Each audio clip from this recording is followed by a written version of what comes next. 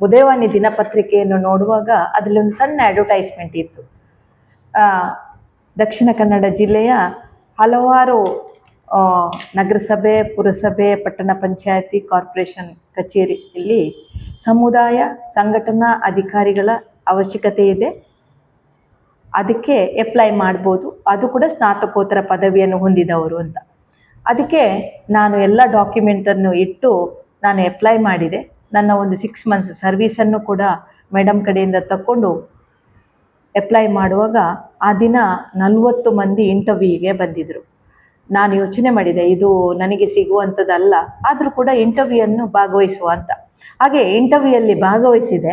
ಅವರು ಸುಮಾರಷ್ಟು ಕ್ವಶನನ್ನು ಕೇಳಿದರು, ನೀನು ಯಾಕೆ ಈ ಉದ್ಯೋಗವನ್ನು ಆಯ್ಕೆ ಮಾಡ್ತೀರಿ ಅಂತ. ಅದಕ್ಕೆ ನಾನು ಹೇಳಿದೆ, ನನಗೆ ಈ ಸಮಾಜದಲ್ಲಿ ಅತ್ಯಂತ ಕನಿಷ್ಠ ಮಟ್ಟದಲ್ಲಿರುವಂತಹ ಜನರನ್ನು ನಾನು ಭೇಟಿಯಾಗಬೇಕು, ಅವರನ್ನು ಈ ಸಮಾಜದ ಮುಖ್ಯ ವಾಹಿನಿಗೆ ತರಬೇಕು. ಈ ಒಂದು ಯೋಜನೆಯಲ್ಲಿ ನಾನು ಒಂದು ಸರ್ಕಾರಿ ಸಂಸ್ಥೆಗೆ ಸೇರಿದರೆ ಮಾತ್ರ ನನಗೆ ಈ ಒಂದು ಕಟ್ಟ ಕಡೆಯ ಜನರನ್ನು ನನಗೆ ಪರಿಗಣಿಸಲಿಕ್ಕೆ ಸಾಧ್ಯತೆ ಆಗ್ತದೆ, ಅವರೊಟ್ಟಿಗೆ ಕೆಲಸ ಮಾಡಲಿಕ್ಕೆ ಸಾಧ್ಯತೆ ಆಗ್ತದೆ ಅಂತ ಒಂದು ಅವರ ಪ್ರಶ್ನೆಗೆ ಉತ್ತರವನ್ನು ನೀಡಿದೆ. ಆದರೆ 1 ವಾರದ ನಂತರ ನನಗೊಂದು ಆರ್ಡರ್ ಬಂತು, ನೀನು ಈ ಒಂದು ಪ್ರಾಜೆಕ್ಟಿಗೆ ನೀನು ಸರ್ಕಾರಿ ಕೆಲಸಕ್ಕೆ ನೀನು ನೇಮಕಾತಿ ಆದಿ ಅಂತ. ನನಗೆ ಭಾಳ ಖುಷಿ ಆಯಿತು. ನಾನು ಪ್ರಪ್ರಥಮವಾಗಿ ನಾನು ಬಂಟ್ವಾಳ ಪುರಸಭೆಗೆ ನಾನು ಕರ್ತವ್ಯಕ್ಕೆ ಹಾಜರಾದೆ. ನಮಗೆ ಫಸ್ಟ್ ಟಾರ್ಗೆಟೇ ಇದ್ದದ್ದು ವಿಮೆನ್ ಎಂಪವರ್ಮೆಂಟ್.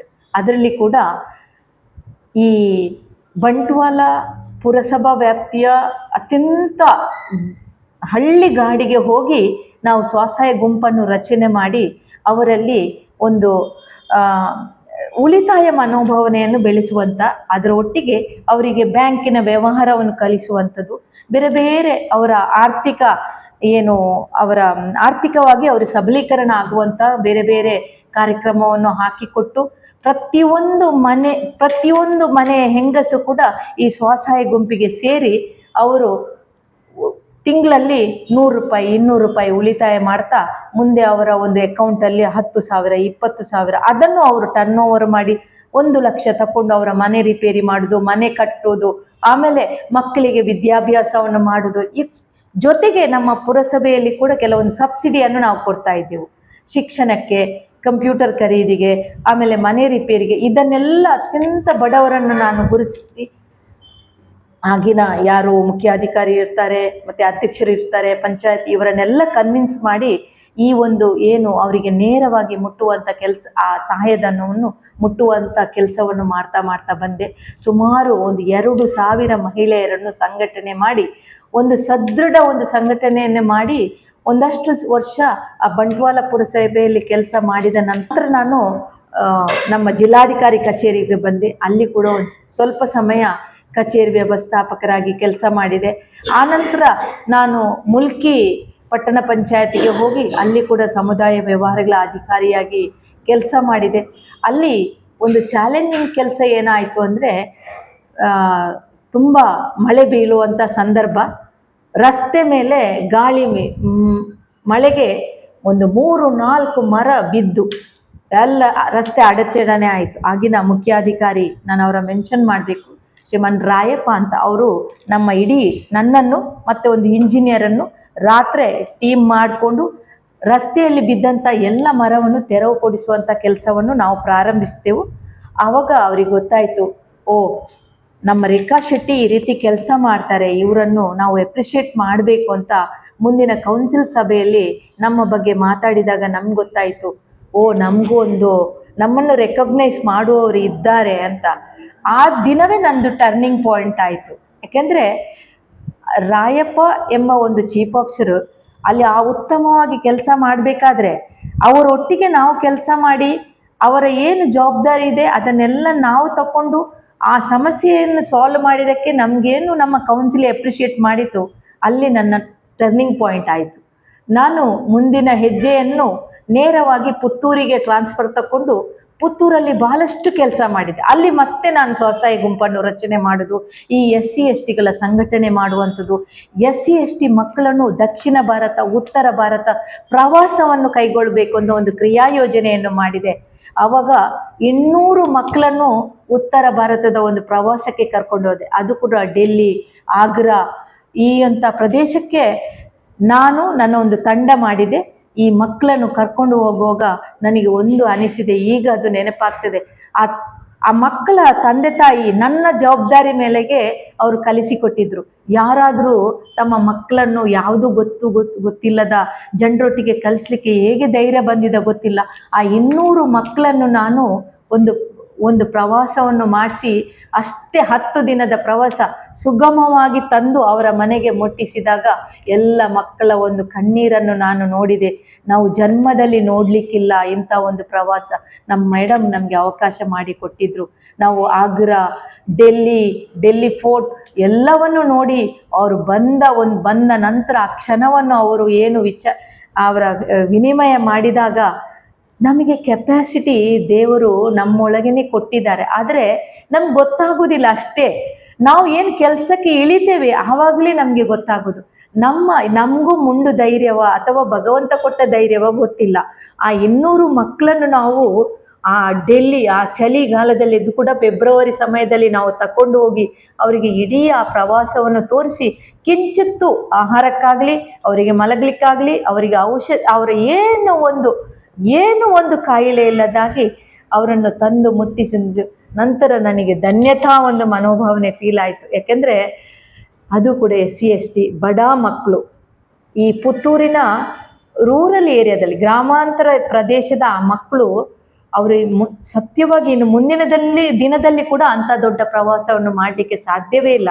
ಅಂಥ ಒಂದು ಪ್ರವಾಸವನ್ನು ನಾನು ಖಂಡಿತ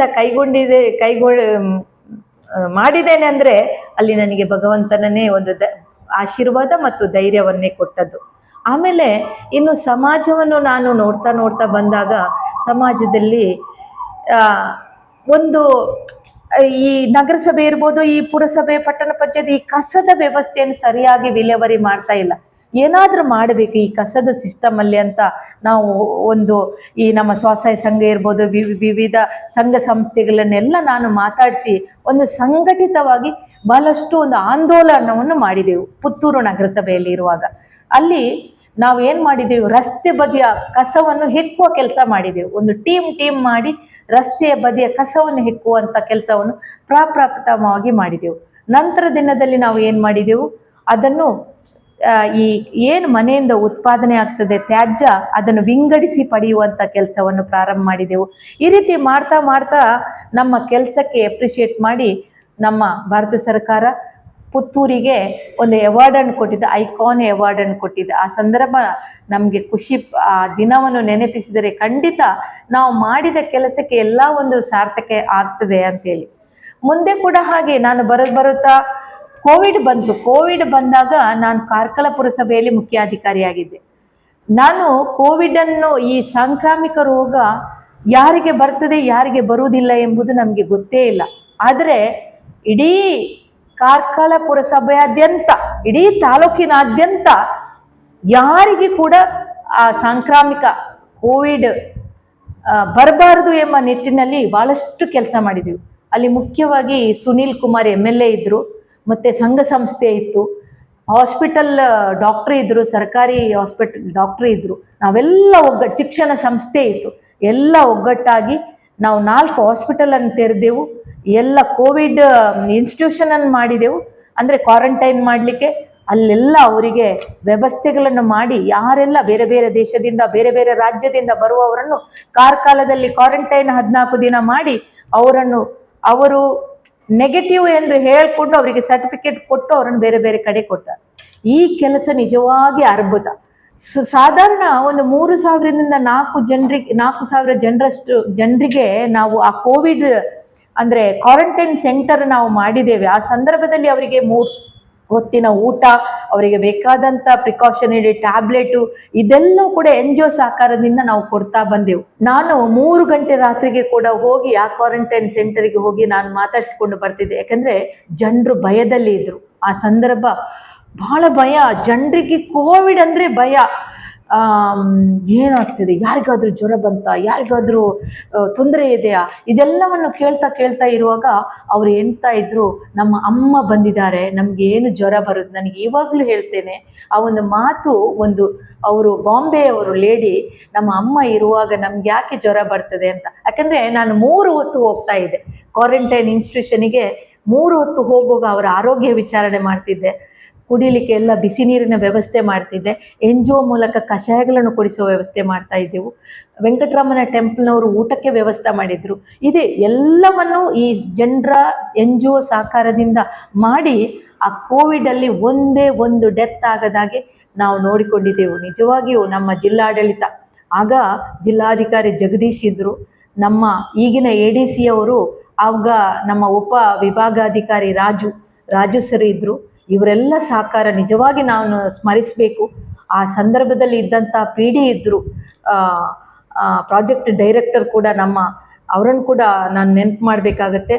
ಮತ್ತು ನಮ್ಮ ಇಡೀ ಬಲಗೆ ಇತ್ತು, ನಮ್ಮ RIಗಳು, ARಗಳು, ಆಮೇಲೆ ಇನ್ಸ್ಪೆಕ್ಟರ್ಗಳು, ಇವರೆಲ್ಲ ಟೀಮಿನಿಂದ ನಾವು ಕಾರ್ಕಳದಲ್ಲಿ ಕೋವಿಡಲ್ಲಿ ಒಂದೇ ಒಂದು ಡೆತ್ ಆಗದಾಗೆ ನಾವು ನೋಡಿಕೊಂಡಿದ್ದೇವೆ. ನಿಜವಾಗಿ ಇದು ನನಗೆ ಒಂದು ಇದನ್ನು ಹೇಳಲೇಬೇಕು. ಯಾಕಂದರೆ ಇದು ಒಂದು ನಾವು ಚಾಲೆಂಜ್ ಆಗಿ ಮಾಡಿದಂಥ ಕೆಲಸ. ಇನ್ನೊಂದು ಮುಂದಿನ ಒಂದು ಅವಕಾಶ ಏನಂದರೆ, ಮಂಗಳೂರು ಮಹಾನಗರ ಪಾಲಿಕೆಯಲ್ಲಿ ಸುಧೀರ್ ಶೆಟ್ಟರು ಮೇಯರ್ ಆದರು. ಈ ಸಂದರ್ಭದಲ್ಲಿ ಅವರು ನಮ್ಮನ್ನು ಕರೆದು ಮಾತಾಡಿದರು, ರೇಖಾ ಶೆಟ್ಟರೆ, ನೀವೊಂದು ಟೈಗರ್ ಕಾರ್ಯಾಚರಣೆ ಮಾಡಬೇಕು. ಇಡೀ ಮಂಗಳೂರು ವ್ಯಾಪ್ತಿಯಾದ್ಯಂತ ಬೀದಿ ಬದಿ ವ್ಯಾಪಾರಸ್ಥರು, ರಸ್ತೆ ಮೇಲೆ, ಚರಂಡಿ ಮೇಲೆ, ಫುಟ್ಪಾತ್ ಮೇಲೆ ಎಲ್ಲರೂ ವ್ಯಾಪಾರ ಮಾಡ್ತಾ ಇದ್ದಾರೆ. ಇದೆಲ್ಲವೂ ಅನಧಿಕೃತ ಇದ್ದವನ್ನು ಎಲ್ಲವನ್ನು ತೆರವು ಕಾರ್ಯಾಚರಣೆ ಮಾಡಬೇಕು ಅಂತ. ಆವಾಗ ನಮ್ಮಲ್ಲಿ ಒಂದು ಉತ್ತಮವಾದ ಆಯುಕ್ತರು ಕೂಡ ಇದ್ದರು. ಅವರ ಸಹಕಾರದಿಂದ, ಆಮೇಲೆ ಮೇಯರ್ ಆದಂಥ ಸುಧೀರ್ ಶೆಟ್ಟರ ಒಂದು ಸಹಕಾರದಿಂದ ನಾವು ಏನು ಮಾಡಿದೆವು, ಒಂದು ಟೈಗರ್ ಕಾರ್ಯಾಚರಣೆ ಮಾಡಿದೆವು. ಎಲ್ಲ ಮಂಗಳೂರು ಇಡೀ ವ್ಯಾಪ್ತಿಯಲ್ಲಿ ಯಾರು ಅನಧಿಕೃತವಾಗಿ ಗೂಡಂಗಡಿಯನ್ನು ಇಟ್ಕೊಂಡು ಈ ಏನಂದರೆ ಫುಟ್ಪಾತಲ್ಲಿ ಮಾರಿಕೊಂಡು ಅದರ ಅಡಿಯಲ್ಲಿ ಇಲಿ, ಜಿರಳೆ, ಹೆಗ್ಗಣ ಇದೆಲ್ಲವನ್ನು ಈ ಅಡಿಯಲ್ಲಿ ಇದ್ದ ಮೇಲೆ ಎಲ್ಲ ಟ್ರೇ ಇಡುವುದು, ಅಲ್ಲಿ ವ್ಯಾಪಾರ ಮಾಡೋದು. ಜನರಿಗೆ ಗೊತ್ತಿಲ್ಲ ಅದು ಎಷ್ಟು ಶುದ್ಧತೆಯಲ್ಲಿ. ಇದು ರಾತ್ರಿ ಇಡೀ ಅದರಲ್ಲಿ ತಿನ್ನೋದು, ಅದನ್ನೇ ಮರುದಿವಸ ಕೊಡೋದು. ಈ ಫ್ರೈಡ್ ರೈಸ್ ಹಿಂದಿಂದನ್ನು ಉಳಿಸಿ ಅದಕ್ಕೆ ಮರುದಿನದ ಎಣ್ಣೆ ಅದರ ಇದು ಹಾಕಿ ಜನರಿಗೆ ಒಂದು ಕೊಡ್ತಾ ಇದ್ದ ವಿಷಯವನ್ನು ನಾನು ವಿಡಿಯೋ ಕೂಡ ನಮ್ಮ ಜನರು ಹಾಕಿದ್ರು. ಆದರೆ ನಾವು ಇಷ್ಟು ವಿಷಕಾರಿ ಒಂದು ಪದಾರ್ಥವನ್ನು ತಿಂತೇ ಇದ್ದೇವೆ ಅಂದರೆ ನನಗೆ ಟೈಗರ್ ಕಾರ್ಯಾಚರಣೆ ಸಂದರ್ಭದಲ್ಲೇ ಗೊತ್ತಾಗಿದೆ. ನಾವು ಬೀದಿ ಬದಿ ವ್ಯಾಪಾರಸ್ಥರನ್ನು ಯಾಕೆ ಅಂದರೆ, ಅವರು ವ್ಯಾಪಾರ ಮಾಡಬೇಕು, ಅವರು ಕೂಡ ಬದುಕಬೇಕು, ಅವರಿಗೆ ಕೂಡ ಜೀವನಕ್ಕೆ ಬೇಕಾದಂಥ ಅವಕಾಶನ ಮಾಡಿಕೊಡ್ಬೇಕು. ಆದರೆ ನಾವು ಅವರಿಗೊಂದು ವೆಂಡಿಂಗ್ ಝೋನ್ ಆಗಬೇಕು. ಅದು ಬಿಟ್ಟು ಅವರು ಎಲ್ಲಿ ಸಿಕ್ಕಿದೆ ಅಲ್ಲಿ ಅವರು ವ್ಯಾಪಾರ ಮಾಡೋದಲ್ಲ. ಅದರ ಬದಲಾಗಿ ಅವರೊಂದು ವೆಂಡಿಂಗ್ ಝೋನಲ್ಲಿ ಚೆನ್ನಾಗಿ ಅವರು ವ್ಯಾಪಾರ ಮಾಡಿ ಬೆಳಿಗ್ಗೆ ಬಂದು ಸಂಜೆ ಹೋಗುವ ವ್ಯವಸ್ಥೆ ಆಗಬೇಕು. ಇದನ್ನು ನನ್ನ ಈಗಿನ ಆಯುಕ್ತರ ಗಮನಕ್ಕೆ ಕೂಡ ತಂದಿದ್ದೇನೆ. ಖಂಡಿತ ಮುಂದಿನ ದಿನದಲ್ಲಿ ಯಾರು ನಮ್ಮ ಬೀದಿ ಬದಿ ವ್ಯಾಪಾರಸ್ಥರಿಗೆ ಕೂಡ ಸರಿಯಾದ ಒಂದು ವೆಂಡಿಂಗ್ ಝೋನ್ ಆಗಬೇಕು. ಅವರಿಗೆ ಅಲ್ಲಿ ಡ್ರಿಂಕಿಂಗ್ ವಾಟರ್ ಫೆಸಿಲಿಟಿ ಇರಬೇಕು, ಶೌಚಾಲಯ ಇರಬೇಕು, ಅಥವಾ ಅವರ ಮಕ್ಕಳಿದ್ರೆ ಆ ಮಕ್ಕಳಿಗೊಂದು ಹಾಲು ಉಣಿಸುವ ಒಂದು ಕೊಠಡಿ ಕೂಡ ಇರಬೇಕು. ಅಂದರೆ ಅವರು ಧೈರ್ಯವಾಗಿ ವ್ಯಾಪಾರ ಮಾಡಿ ವಾಪಸ್ ಹೋಗೋದು. ಟೈಗರ್ ಕಾರ್ಯಾಚರಣೆಯಲ್ಲಿ ಏನು ಗಮನಿಸ್ಬೋದಂದರೆ, ಇವರಿಗೂ ಕೂಡ ಭಯ ಇರ್ತದೆ. ಬೀದಿ ವ್ಯಾಪಾರಸ್ಥರಿಗೆ ನಾವು ಯಾವಾಗ ಬಂದು ಅವರನ್ನು ಅಟ್ಯಾಕ್ ಮಾಡ್ತೇವೆ ಅಂತ ಅವರಿಗೂ ಭಯ ಇರ್ತದೆ. ನಮಗೂ ಹಾಗೆ, ನಾವು ಅವ್ರ ಫುಟ್ಪಾತಲ್ಲಿ ಅಥವಾ ಟ್ರಾಫಿಕ್ಕಿಗೆ ತೊಂದರೆ ಆದರೆ ನಾವು ಅಲ್ಲಿ ಹೋಗಿ ಅವರನ್ನು ತೆರೆಯುವುದು, ಆಮೇಲೆ ಅವರು ಅಳುವುದು, ಅವರ ಸಾಮಾನನ್ನು ನಾವು ತರುವುದು, ಇದು ಕೂಡ ದೊಡ್ಡ ಒಂದು ಕಷ್ಟದ ಕೆಲಸನೇ. ಆದರೆ ನನಗೆ ಯಾವಾಗ ಜವಾಬ್ದಾರಿಯನ್ನು ಕೊಟ್ಟರು, ನಾನು 15 ದಿವಸ ನಮ್ಮ ಇಡೀ ತಂಡ ಅಂದರೆ ನಮ್ಮ ಕಂದಾಯ ಅಧಿಕಾರಿ, ಆರೋಗ್ಯಾಧಿಕಾರಿ, ಪೊಲೀಸ್ ಇಲಾಖೆ, ಇವರೆಲ್ಲ DC ಅವರು ಕೂಡ ನಮಗೆ ಒಂದು ಸಪೋರ್ಟ್ ಆಗಿ ನಿಂತ ಕಾರಣ ಆ ಒಂದು ಟೈಗರ್ ಕಾರ್ಯಾಚರಣೆ ಬಹಳ ಚೆನ್ನಾಗಾಗಿದೆ. ಇವತ್ತಿಗೂ ಲೇಡಿ ಹಿಲ್ ಪ್ರದೇಶದಲ್ಲಿ ಆ ಒಂದು ಇಡೀ ಪ್ರದೇಶ ಅಲ್ಲಿ ಇವತ್ತು ಫ್ರೀ ವೆಂಡಿಂಗ್ ಝೋನ್ ಆಗಿದೆ. ಇದು ನಿಜವಾಗಿ ನಾನು ಖುಷಿ ಪಡುವಂಥ ಕೆಲಸನೇ ನಂದು. ಆದರೆ ಮುಂದೆ ಕೂಡ ನಾನು ಈ ಮಕ್ಕಳಿಗೆ ಏನು ನನ್ನ ಒಂದು ವಿದ್ಯಾರ್ಥಿಗಳಿಗೆ ಏನು ಹೇಳೋದೇನೆಂದರೆ, ಯಾವಾಗಲೂ ನಾವು ಸತ್ಯವಂತರಾಗಿರ್ಬೇಕು, ನಿಷ್ಠ ನಿಷ್ಠಾವಂತರಾಗಿ ನಮಗೆ ನಮ್ಮ ಬದುಕನ್ನು ನಿರೂಪಣೆ ಮಾಡ್ತಾ ಬಂದರೆ ನಮಗೆ ಧೈರ್ಯ ಬರ್ತದೆ. ಇಲ್ಲದಿದ್ದರೆ ನಮಗೆ ಧೈರ್ಯ ಸಾಕಾಗೋದಿಲ್ಲ. ನಮಗೆ ಈಗಿನ ಮಕ್ಕಳಿಗೆ ಎಲ್ಲ ಫೆಸಿಲಿಟಿ ಇದೆ, ಆದರೆ ಯಾವುದಲ್ಲೂ ಕೊರತೆ ಇಲ್ಲದ ಈ ಒಂದು ಸಮಾಜದಲ್ಲಿ ನಮ್ಮ ಮಕ್ಕಳು ಬೆಳೀತಾ ಇರುವಾಗ ತಂದೆ ತಾಯಿಗಳು ಒಂದಕ್ಕಿಂತಲೂ ಮೀರಿದ ಒಂದು ವಿದ್ಯಾಭ್ಯಾಸ ಜ್ಞಾನ ಸಂಪಾದನೆಯನ್ನು ಪಡ್ಕೊಂಡಂಥ ಈಗಿನ ಒಂದು ವಿದ್ಯಾರ್ಥಿಗಳಲ್ಲಿ ಏನಾಗಿದೆ ಅಂದರೆ ನಾನು ಹೇಳಿದ್ದೆ ಎಲ್ಲ ಕೆಲಸಗಳು ಆಗ್ಬೋದು ಅಂತ. ಖಂಡಿತ ಸಾಧ್ಯವಿಲ್ಲ. ಈ ಸಮಾಜದಲ್ಲಿ ನಾವು ಹೆಜ್ಜೆ ಹೆಜ್ಜೆ ಇಳುತ್ತಾ ಬರುವಾಗಲೇ ನಮಗೆ ಬಹಳಷ್ಟು ಸಮಸ್ಯೆಗಳನ್ನು ನಾವು ಕಾಡ್ತೇವೆ. ಇದಕ್ಕೆ ಧೈರ್ಯವನ್ನು ನಾವೇ ಪಡ್ಕೊಳ್ಬೇಕು. ನಮಗೆ ಇನ್ನೊಬ್ಬನು ಕೊಡ್ತಾನೆ ಅಂತ ನಾವು ಕಾಯುವುದಲ್ಲ, ನಮಗೆ ನಾವೇ ಧೈರ್ಯವಂತರಾಗಬೇಕು, ನಮಗೆ ನಾವೇ ಮೋಟಿವೇಟರ್ ಆಗಬೇಕು. ನಮಗೆ ಫ್ರೆಂಡ್ಸ್ ಇದ್ದರೆ ನಾವೇನೋ ದೊಡ್ಡ ಸಾಧನೆ ಮಾಡ್ಬೋದು, ಇಲ್ಲ. ಫ್ರೆಂಡ್ಸ್ ಇರಬೇಕು, ಅವರು ನಮ್ಮ ಒಂದು ಅನಿಸಿಕೆಯನ್ನು ಅವ್ರ ಹತ್ರ ಶೇರ್ ಮಾಡಲಿಕ್ಕೆ ಮಾತ್ರ ಅವರನ್ನು ಉಪಯೋಗ ಮಾಡಬೇಕು. ಆದರೆ ನಮ್ಮ ಏನು ನಿರ್ಧಾರ ಇದೆ, ನಾವು ಏನು ಬೆಳೆಯಬೇಕು, ನಾವು ಹೇಗೆ ಇರಬೇಕು, ಈ ಒಂದು ನಿರ್ಧಾರವನ್ನು ನಾವೇ ಅಳವಡಿಸಬೇಕು. ನಾವೇ ಧೈರ್ಯವಂತರಾಗಿ ನಮ್ಮ ಜೀವನವನ್ನು ರೂಪಣೆ ಮಾಡಬೇಕು. ಅದು ಯಾವುದೇ ಫೀಲ್ಡನ್ನು ಆಯ್ಕೆ ಮಾಡಿ, ನಾವು ಇಂಜಿನಿಯರ್ ಆಗಿರ್ಬೋದು, ಡಾಕ್ಟರ್ ಆಗಿರ್ಬೋದು, ಲಾಯರ್ ಆಗಿರ್ಬೋದು, ಅಥವಾ ಯಾವುದೇ ಒಂದು ಕೆಲಸವನ್ನು ಆಯ್ಕೆ ಮಾಡಿದಾಗ ಅದು ನಮಗೆ ತೃಪ್ತಿ ಕೊಡುವ ರೀತಿಯಲ್ಲಿ ಇರಬೇಕು, ಅಥವಾ ಯಾರಿಗೋ ಮೆಚ್ಚುಗೆ ಪಡಿಸುವ ಕೆಲಸಕ್ಕೆ ನಾವು ಇಳಿಬಾರ್ದು. ನಮಗೆ ಏನಿದೆ, ನಾವು ಏನು ಮಾಡ್ಬೋದು, ಅಥವಾ ನಾನೊಂದು ಹೋಟೆಲ್ ತೆರೆದ್ರೆ ನಾನು ಅದನ್ನು ಶೈನ್ ಆಗ್ಬೋದಾ, ಇದು ನಮ್ಮಲ್ಲೇ ಬರಬೇಕು ವಿನಾ ಯಾರ ಹೇಳಿಕೊಟ್ಟು ಅದನ್ನು ಮಾಡಿದರೆ ನಾವು ಖಂಡಿತ ಸಕ್ಸಸ್ಫುಲ್ ಆಗೋದಿಲ್ಲ. ನಮ್ಮ ಜೀವನದಲ್ಲಿ ನಾವು ಏನಾಗಬೇಕು ಅಂತ ಒಂದು ಗುರಿಯನ್ನು ನಿರೂಪಣೆ ಮಾಡಿಕೊಂಡ್ರೆ, ಅದಕ್ಕೆ ಪೂರಕವಾಗಿ ನಾವು ಬದುಕ್ತಾ ಹೋದರೆ ಖಂಡಿತ ನಮ್ಮ ಜೀವನವನ್ನು, ನಮ್ಮ ಗುರಿಯನ್ನು ಮುಟ್ಲಿಕ್ಕೆ ಖಂಡಿತ ಸಾಧ್ಯತೆ ಇದೆ. ಜೀವನವೆಂದರೆ ಒಂದು ಮೇಣದ ಬತ್ತಿ ಇದ್ದಾಗೆ. ದಿನ ಹೇಗೆ ಮೇಣದ ಬತ್ತಿಗೆ ನಾವು ಬೆಂಕಿ ಕೊಟ್ಟಾಗ ಹೇಗೆ ಕರಗ್ತದ ಆ ಜೀವನ ಎಂಬುದು, ಹಾಗೇನೆ ಅದು ಕರಗ್ತಾ ಕರಗ್ತಾ ಕರಗ್ತಾ ಹೋಗ್ತದೆ. ಹಾಗೆ ನಮ್ಮ ಆಯುಷ್ಯ ಕೂಡ ದಿನ ಬಿಟ್ಟು ಕರಗ್ತಾ ಹೋಗ್ತದೆ. ಆದ ಕಾರಣ ನಮ್ಮ ಒಂದು ಯುವ ಜನತೆಗೆ ನಾನು ಇಷ್ಟೇ ಹೇಳೋದು, ಯಾಕೆಂದರೆ ಯುವ ಜನತೆ ಸದೃಢರಾಗಿರಬೇಕು. ತಮಗೆ ಬೇರೆ ಬೇರೆ ಶಕ್ತಿಗಳನ್ನು ಆ ಭಗವಂತ ಕೊಟ್ಟಿದ್ದಾನೆ. ಬೇರೆ ಬೇರೆ ವಿಚಾರದಲ್ಲಿ ತಮ್ಮನ್ನು ತಾವು ತೊಡಗಿಸಿಕೊಂಡು ಈ ಸಮಾಜದಲ್ಲಿ ತಮ್ಮನ್ನು ತಾವು ತಿದ್ದಿಕೊಂಡು ಈ ಸಮಾಜದ ಒಬ್ಬ ಉತ್ತಮ ವ್ಯಕ್ತಿಯಾಗಿ ಬದುಕಬೇಕಾದ್ರೆ ಒಂದು ರೂಪಣೆಯನ್ನು ಮಾಡಿಕೊಂಡು ನಮ್ಮ ಕಿರಿಯರ ಸಲಹೆಯನ್ನು ತಗೊಂಡು ಯಾವುದೇ ದುಷ್ಟತೆಗೆ ಅಂದರೆ ಯಾವುದೇ ಒಂದು ವ್ಯಸನಗಳಿಗೆ ಇದಾಗದೆ, ಅದಕ್ಕೆ ಒಂದು ಬದ್ಧರಾಗದೆ, ಪ್ರಾಯ ವರ್ಷ 16ರಿಂದ 35 ವರ್ಷ ಒಂದು ಯಂಗ್ ಪೀರಿಯಡ್ ಅಂತ ಹೇಳ್ಬೋದು. ಅಂದರೆ ನಾವೊಂದು ಯುವಕ. ಈ ಸಂದರ್ಭದಲ್ಲಿ ನಾವು ಏನನ್ನು ಸಾಧನೆ ಮಾಡ್ತೇವೆ ಇದೇ ಒಂದು ಸಾಧನೆ ಆಗಿರ್ತದೆ. ಆ ನಂತರ ನಮಗೆ ಏನು ನಿರ್ಧಾರ ಮಾಡ್ತೇವೆ ಅಥವಾ ಏನು ಸಾಧನೆ ಮಾಡ್ತೇವೆ ಇದು ಆಗೋದಿಲ್ಲ. ಈ ವರ್ಷ ಏನು 16ರಿಂದ 35-40 ವರ್ಷದಲ್ಲಿ ಏನು ಸಾಧನೆ ಮಾಡಬೇಕಾ, ಏನು ಅಚೀವ್ಮೆಂಟ್ ನೀವು ಮಾಡಬೇಕು ಅಂತ ಯೋಚನೆ ಮಾಡಿದಿರಿ, ಖಂಡಿತ ಈ ಸಂದರ್ಭದಲ್ಲಿ ಮಾಡಿ. ಮತ್ತೆ ನೀವು ಗಟ್ಟಿಯಾಗಿರಿ, ಧೈರ್ಯವಂತರಾಗಿರಿ.